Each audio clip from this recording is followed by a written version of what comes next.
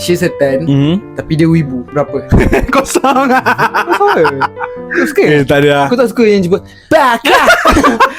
Tiba-tiba kau bergurau dengan dia Baka.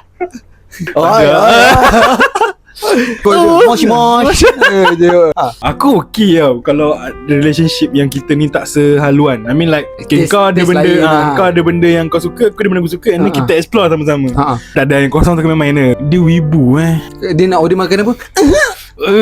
Yang ini. Kalau dia makan Itadakimasu. Itadakimasu.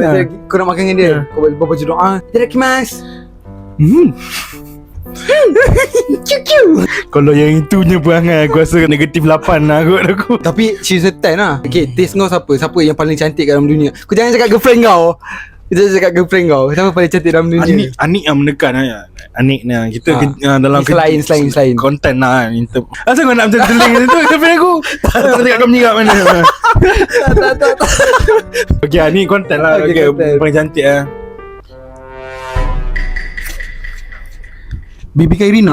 Bibi. Wih, lama saya tak dengar nama dia.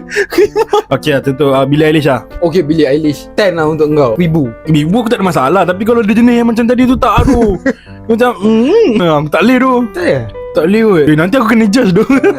Tapi pilihan masing-masing personal preference lah. Aku okay je kalau dia wibu. Tapi kalau dia over sangat, aku tak kot. Kau jemput dia bawa pergi kundi kahwin kan, dia pakai baju anime, Lepas tu ajak pergi cosplay. pakai Sakura punya ni, pakai headband Naruto tu. Lepas tu pakai mask. Bawa ada larian, dia lari macam tu.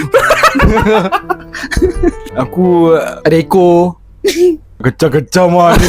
Tapi ni aku punya ni lah, maybe 2 lah aku. Tu out of 10 lah. 2 out of 10 lah. Kalau kau? Aku dia depends juga kan? Depends kan?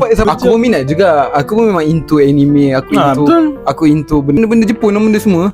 Tapi tak ada anime, movie. Oh ya. Movie apa? Movie Jepun lah. Okay. Aku rasa macam tekat aku okay kot. Setakat minat, setakat follow benda tu. Ya dong. Aku willingly kalau nak explore benda yang partner aku suka. Tapi benda tu aku tak tahu kan. Aku willingly nak explore. It's okay. Tapi kalau macam tak kot,